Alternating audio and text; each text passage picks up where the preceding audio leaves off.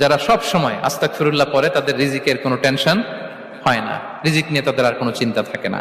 আল্লাহ নবী নূহ আলাইহিস সালাম তিনি ওনার জাতিগোষ্ঠীকে বলেছিলেন, ফাকুলতু আস্তাগফিরু রাব্বাকুম ইন্নাহু কানা গাফফারা, তোমরা বেশি বেশি ইস্তিগফার পড়ো, তিনি ক্ষমাশীল।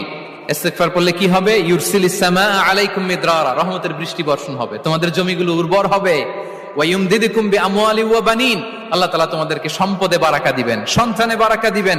ওয়া ইয়াজআল লাকুম জান্নাতিন ওয়া ইয়াজআল লাকুম আনহারা, তোমাদের ফসল ক্ষেতগুলো সবুজ শ্যামল হয়ে ভরপুর হবে, তোমাদের রিজিকে বারাকা নেমে আসবে।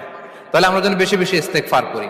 বিষ্ণু ইসা ইসলাম বলেছেন, মান লাযামাল ইস্তিগফার জাআলাল্লাহু লাকুম মিন কুল্লি দীকিন মাখরাজা ওয়া মিন কুল্লি হাম্মিন ফারাজা ওয়া ইয়ারযুকহু মিন হাইসু লা ইয়াহতাসিব, যে সব সময় ইস্তিগফার পড়ে তার কোনো টেনশন থাকে না, তার জীবনে দুশ্চিন্তা আসে না। আর